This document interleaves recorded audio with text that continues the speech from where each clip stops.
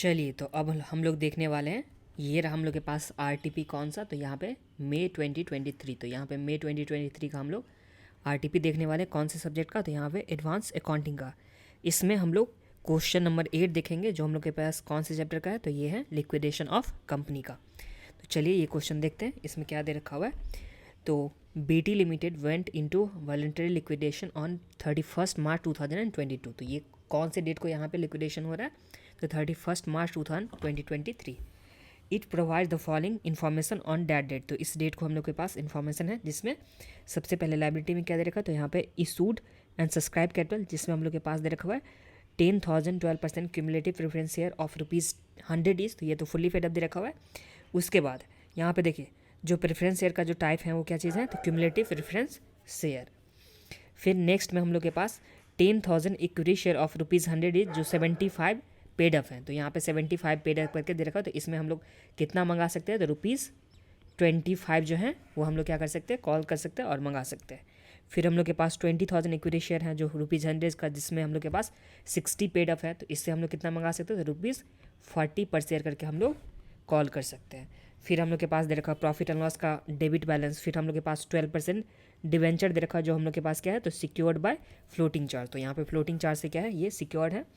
फिर हम लोग के पास क्या है, इंटरेस्ट आउटस्टैंडिंग ऑन डिवेंचर। तो हम लोग के पास इंटरेस्ट भी इस पे, ये जो डिवेंचर दे रखा है ना 12% डिवेंचर, इस पे इंटरेस्ट आउटस्टैंडिंग है, जो कितना 1,20,000 का। फिर हम लोग के पास क्रेडिटर है, जिसका हम लोग को पेमेंट करना है 8,50,000 का है। फिर आगे हम लोग के पास एसेट में दे रखा है लैंड एंड बिल्डिंग दे रखा है, फिर प्लांट एंड मशीनरी, फर्नीचर, फिर पेटेंट्स, फिर स्टॉक, फिर हम लोग के पास ट्रेड रिसीवेबल, और उसके बाद हम लोग के पास क्या दे रखा है, तो यहाँ पे हम लोग के पास कैश दे रखा है, जो कितना, तो 75,000 का, 75,700 का यहाँ पे कैश गिवन है।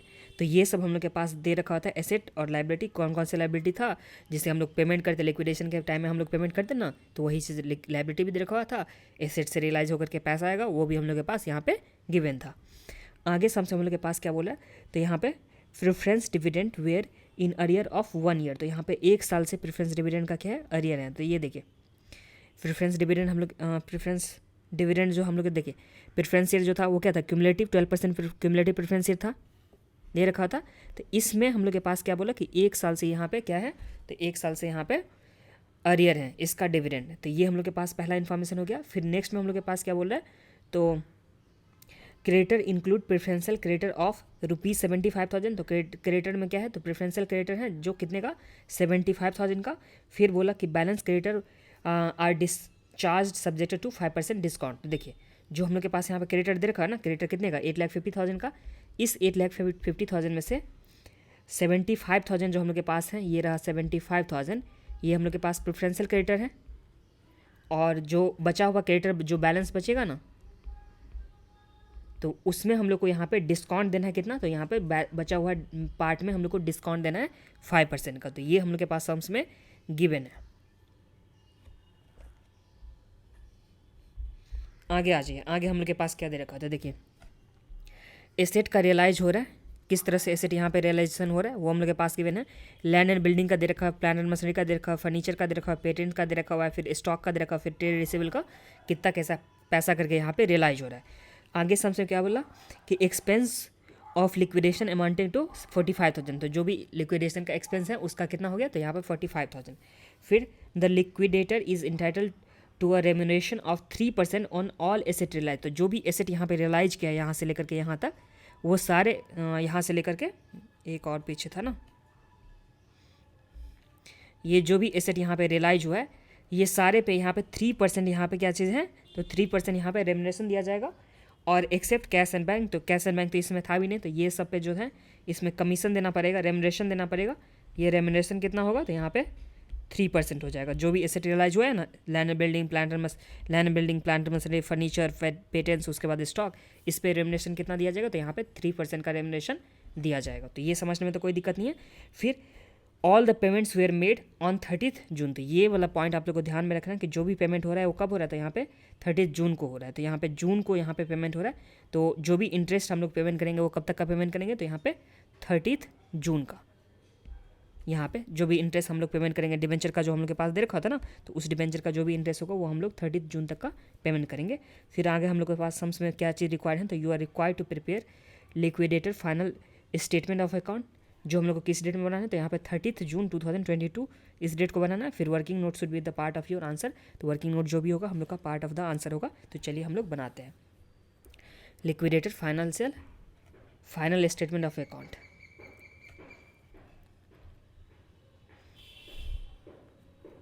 आ जाए आप लोग कॉपी में।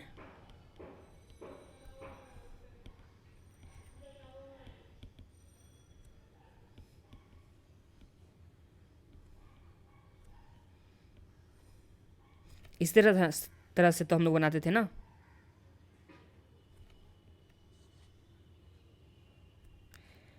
सबसे पहले क्या आ जाएगा, टू बैंक, कैसेट बैंक हम लोग के पास गिवन था, जो कितना गिवन था, तो ये हम लोग के पास जो बैंक में बैलेंस है वो कितना है, तो ये हम लोग के पास 75,700। तो यहाँ पे लिखेंगे हम लोग कितना, तो 75,700 हम लोग के पास बैंक है। फिर बैंक लिखे, या यहाँ पे आप लोग बैलेंस भी लिख सकते हो, और एक बार मैं आंसर में दिखा दूँगी किस तरह से आप लोगों को प्रेजेंट करना है। फिर हम लोग के पास क्या है, एसेट रियलाइज का दे रखा हम लोग के पास, पैसा तो यहीं से आ रहा है ना एसेट रियलाइज का, इसी तरह से तो हम लोग करते थे ना। और हाँ, आप लोग कॉन्सेप्ट का वीडियो पहले देख करके आओ, तभी आप लोग को समझ में आने वाला है उतना अच्छे से। डायरेक्ट आप लोग बनाना चाहोगे तो आप लोग को समझ में नहीं आएगा। तो इससे अच्छा है क्या कि आप लोग कॉन्सेप्ट का पहले वीडियो देखें, उसके बाद ये समझ करेंगे, तो ये तो आप लोग को खुद से ही हो जाएगा। बट फिर भी मैं आप लोग को यहाँ पे रिवाइज करा देता हूँ। देखिए सबसे पहले बैलेंस हम लोग के पास 75,700 हो गया। फिर हम लोग यहाँ पे लिखेंगे एसेट रियलाइज,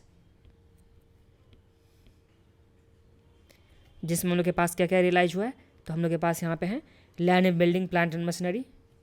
तो यहाँ पे land and building plant and machinery,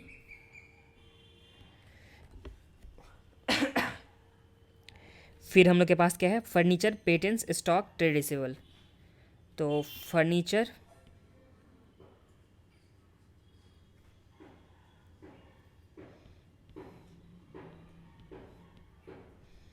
patents, stock, trade receivable, तो ये सब हम लोग के पास यहाँ पे एसेट का रियलाइज हुआ है।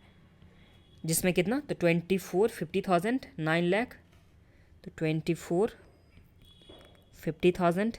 फिर हम लोग के पास कितना है, तो यहाँ पे 9 लाख दे रखा हुआ है, और 285,90, तो यहाँ पे 2,85,000। फिर हम लोग के पास यहाँ पे 90,000। फिर आगे हम लोग के पास कितना है, 280 और 315, तो 2,80,000 और 3,15,000। तो ये हम लोग के पास यहाँ पे गिवन है। तो ये सब एसेट रियलाइज करके हम लोग के पास कितना पैसा आ गया, तो चलिए ऐड कर लेते हैं इसको। तो ये हम लोग के पास आ जाएगा 24,50,000 plus 9 lakh plus 285,000 plus 90,000 plus 280,000 plus 3,15,000। तो हम लोग के पास कितना आ गया, तो ये आ गया हम लोग के पास टोटल में 43,20,000। तो यहाँ पे 43,20,000 ये हम लोग को एसेट रियलाइज करके पैसा आ चुका है। तो सबसे पहले हम लोग के पास जो भी कैश एट बैंक बैलेंस था वो, प्लस में कितना एसेट रियलाइज करके पैसा आ गया, वो हम लोग यहाँ पे लिख चुके हैं।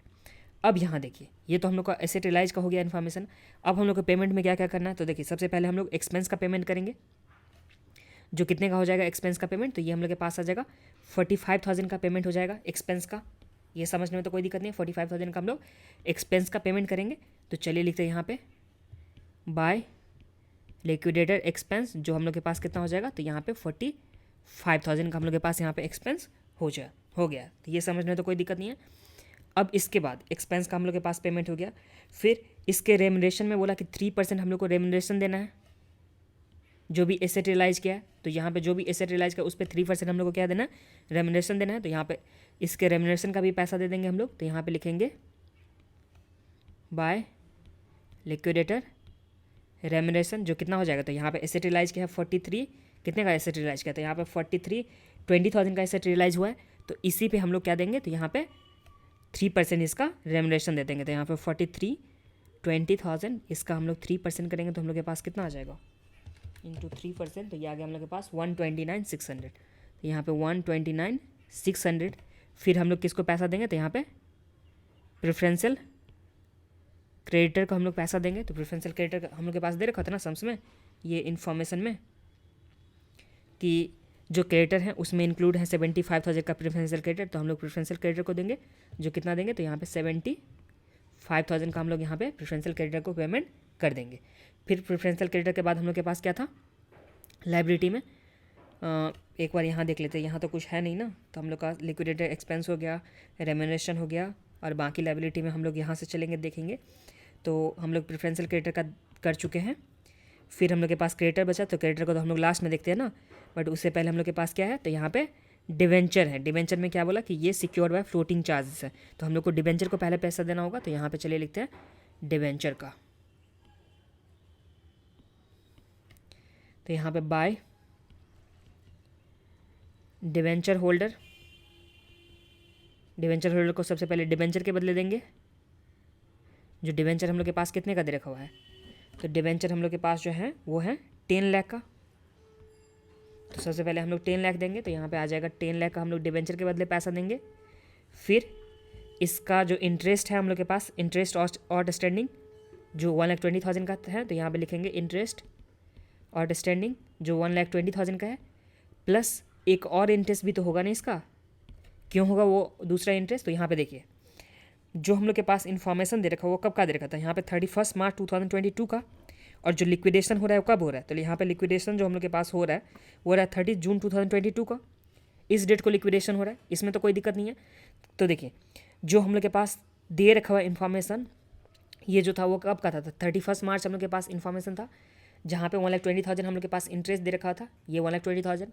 बट 31 मार्च से लेकर के 1 जून तक का भी तो हम लोग को इंटरेस्ट देना होगा, तो वो कितना महीना हो जाएगा, तो यहाँ पे अप्रैल का हो जाएगा, मई का हो जाएगा, और 30 जून का दे रखा था ना इसमें, हाँ, तो मई का और जून का, मतलब 3 महीने का हम लोग को इंटरेस्ट यहाँ पे देना होगा ना। तो यही 3 महीने का जो हम लोग के पास इंटरेस्ट हो जाएगा वो भी हम लोग कैलकुलेट कर लेंगे। तो यहाँ पे देखिए 10 लाख का डिवेंचर था, इसका रेट कितना दे रखा था, तो 12%, तो इंटू 12% इंटू 3/12 कर देंगे तो हम लोग के पास 3 मंथ का इंटरेस्ट आ जाएगा। तो ये कितना हो जाएगा, 10 लाख इंटू 12% इंटू 3/12, तो हम लोग के पास जो इंटरेस्ट आ गया वो कितना आ गया, तो ये आ गया 30,000। तो ये चीज़ आप लोग को ध्यान में रखना है कि अगर इंटरेस्ट डिवेंचर इंटरेस्ट का बात होगा ना, तो वो डिवेंचर का इंटरेस्ट आप लोग को देना ही होगा।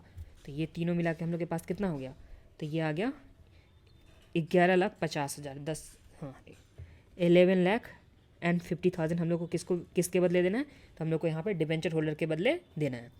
तभी अब हम लोग के पास पैसा तो है ही, क्योंकि यहाँ पे 43,20,000 हम लोग यहाँ पे क्या किए थे, 43 लाख प्लस में 700, तो ये सब तो हम लोग यहाँ पे इससे यूटिलाइज करके पैसा, अभी तो उतना पैसा गया नहीं है ना। तो अब आगे बढ़ते हैं हम लोग, तो आगे में हम लोग के पास किसको पेमेंट करना है नेक्स्ट,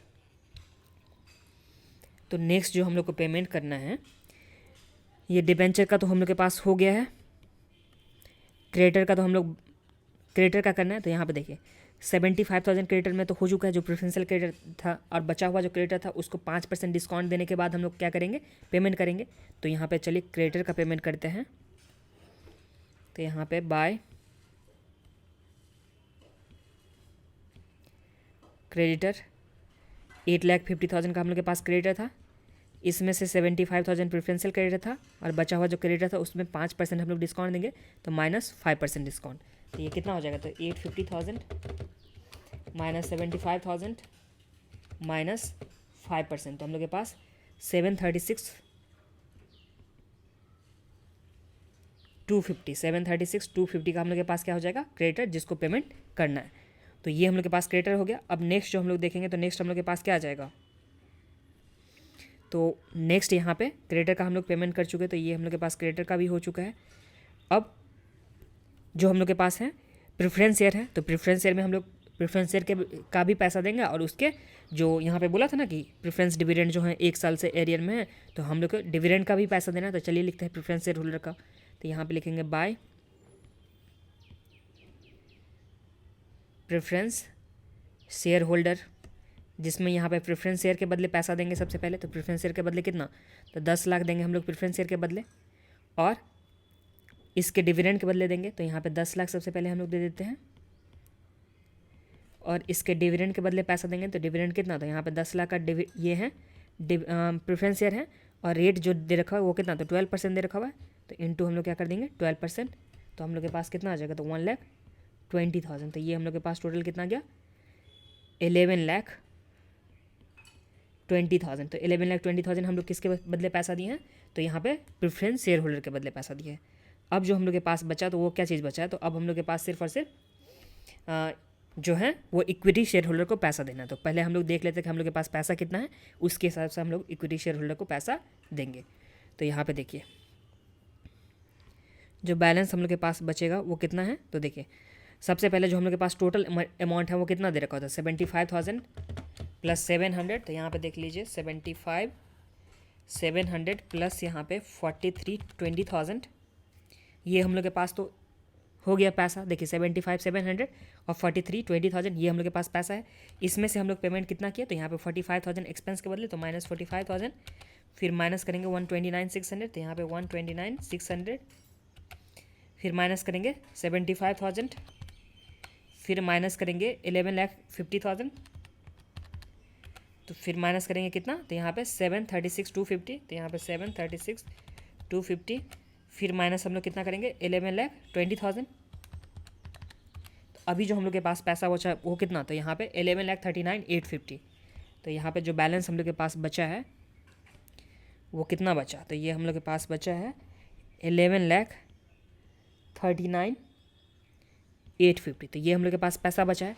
अब देखिए जो हम लोग के पास इक्विटी शेयर का जो दे रखा हुआ था, वो इक्विटी शेयर में हम लोग के पास क्या दे रखा हुआ था, तो पहला जो इक्विटी शेयर था उससे हम लोग 25 रुपये मंगा सकते हैं 25 ईच करके, और दूसरा जो था उससे हम लोग 40 रुपीज़ ईच करके मंगा सकते हैं। देखिए 10,000 इक्विटी शेयर जो 75 पेड अप है तो 20 हम लोग मंगवा सकते हैं ना 10,000 शेयर पे। तो ये चलिए हम लोग यहाँ पे अगर मंगवाना चाहेंगे तो मंगवा सकते हैं। तो यहाँ पे अगर हम लोग 10,000 जो इक्विटी शेयर है उससे हम लोग 25 करके मंगा ले तो हम लोग के पास पैसा कितना आ जाएगा, तो ये हम लोग के पास आ जाएगा जो इक्विटी शेयर होल्डर था। तो यहाँ पे इक्विटी शेयर जो था 10,000 वाला उससे हम लोग इतना मंगा लेते तो 2,50,000 हम लोग मंगा सकते हैं।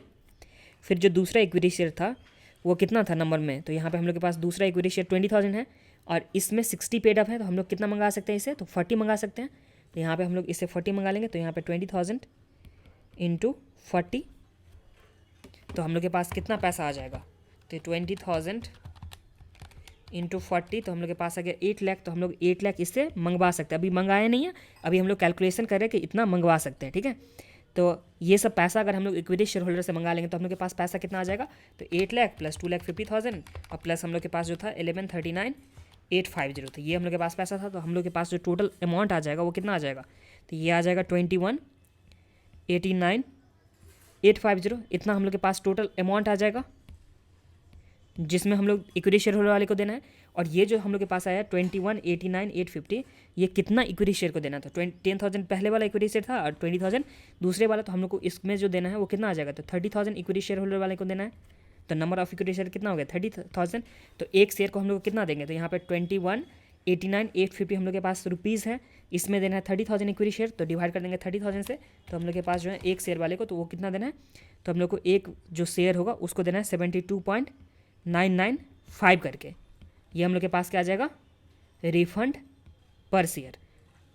एक शेयर वाले को हम लोग को कितना रिफंड करना है, तो 72.995 इतना हम लोग को रिफंड करना है। अब देखिए इतना पैसा तो हम लोग को रिफंड करना है।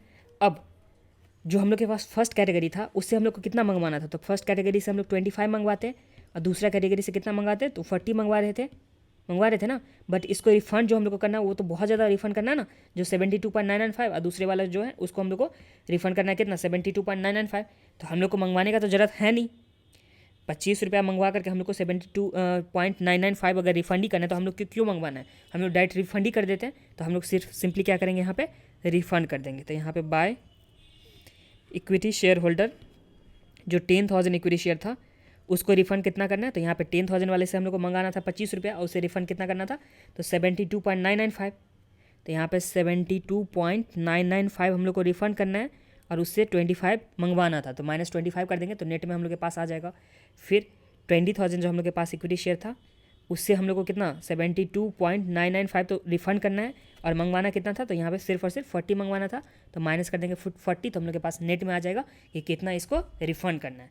तो ये हम लोग के पास कितना आ जाएगा, तो इसमें से अगर माइनस कर देंगे 25 इंटू कर देंगे 10,000, तो ये हम लोग के पास कितना आ गया, तो फर्स्ट वाले को हम लोग को रिफंड जो करना होगा तो यहाँ पे 479,950 और सेकेंड वाला जो है तो उसको रिफंड करना है 72.995 माइनस कर देंगे 40 इंटू 20,000, तो इससे रिफंड कितना करना है, तो 59,900 और इसी के साथ ये सम्स हम लोग का कंप्लीट हो जाएगा। बट हाँ रुकिए आप लोग, पहले हम लोग इसका क्या करते हैं, टोटलिंग कर लेते हैं, उसके बाद मैं आप लोग को दिखा देता हूँ कि किस तरह से आप लोग को लिख के आना है एग्ज़ाम में।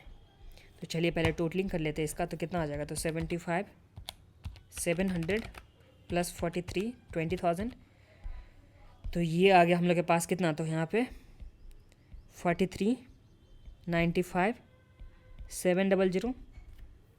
इस साइड का भी चेक कर लेते हैं, तो यहाँ पे 45,000 प्लस 129,600 प्लस 75,000 प्लस 50,000 प्लस 736,250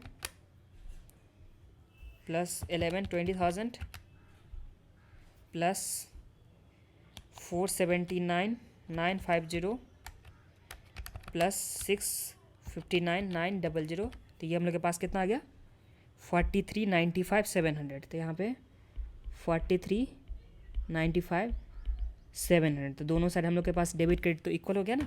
तो ये सम्स कंप्लीट हो गया। बट एक बार आप लोग देख लीजिए कि आंसर में किस तरह से हम लोग को बना के आना। तो यहाँ पे देखिए क्वेश्चन नंबर 8 था,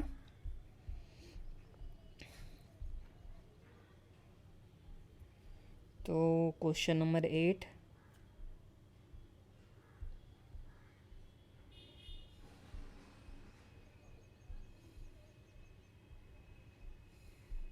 ये देखिए, सबसे पहले जो भी कंपनी का नेम है, सबसे पहले ये क्या लिखा है यहाँ पे, कंपनी का नेम लिखा, उसके बाद लिक्विडेटर फाइनेंशियल स्टेटमेंट, ये पूरे तरह से। फिर इस साइड में यहाँ पे रिसिप्ट, फिर पेमेंट लिख रहा है, ठीक है।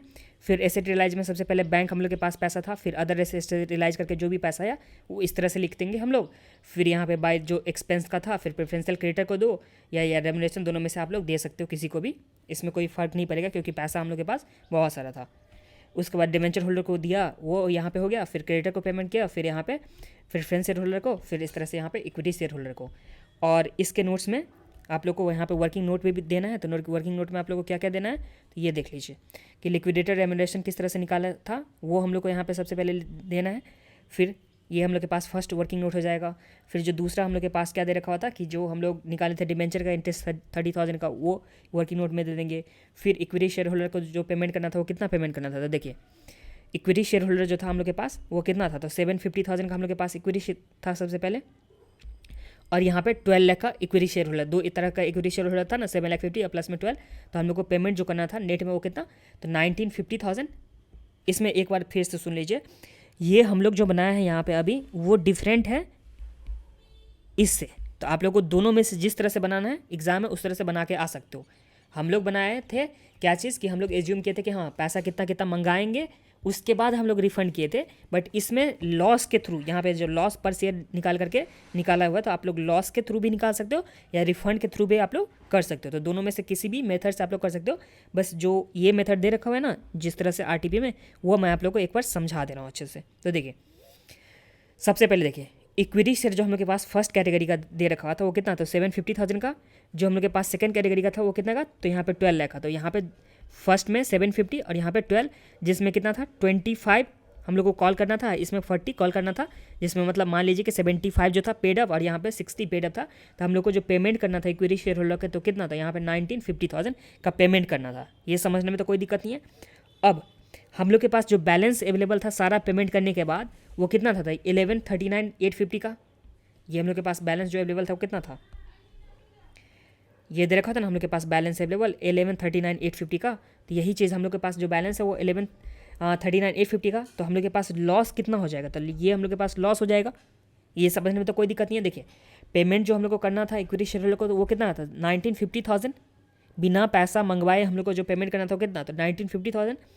और इसमें से हम लोग के पास जो पैसा था वो कितना था 1139,850। तो हम लोग के पास जो लॉस हो जाएगा वो कितना हो जाएगा, तो 150 का हम लोग के पास लॉस हो जाएगा। इसमें समझने में तो कोई दिक्कत नहीं है। हम लोग के पास देखिए पेमेंट कितना करना है और कितना हम लोग के पास अवेलेबल है, उस दोनों का जो डिफरेंस हो गया वही क्या चीज़ हो गया, हम लोग के पास लॉस हो गया। अब ये जो लॉस है वो कितना शेयर होल्डर के लिए, तो 30,000 शेयर होल्डर के लिए। तो अगर हम लोग इसमें डिवाइड कर देंगे 30,000 से, तो हम लोग के पास क्या आ जाएगा, तो यहाँ पे आ जाएगा लॉस पर शेयर जो कितना 27.005।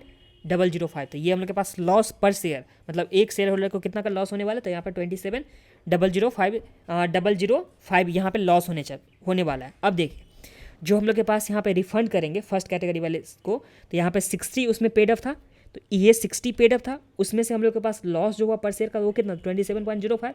तो फर्स्ट वाला जो कैटेगरी था उसको रिफंड कितना करना था 32.995, और हम लोग का भी जो आंसर आया था वो कितना आया था। तो यहाँ पे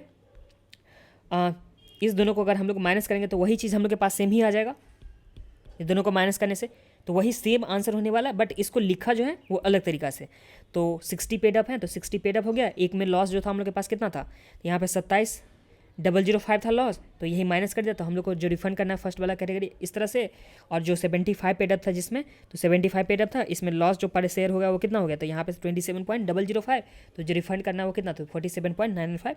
तो आप लोग दोनों में से किसी भी तरह से बना सकते हो, ठीक है। और इसी के साथ ये सम्स भी हम लोग का कंप्लीट हुआ। मिलते हैं नेक्स्ट वीडियो में, तब तक के लिए अपना ध्यान रखिए। चलिए बाय बाय, टेक केयर।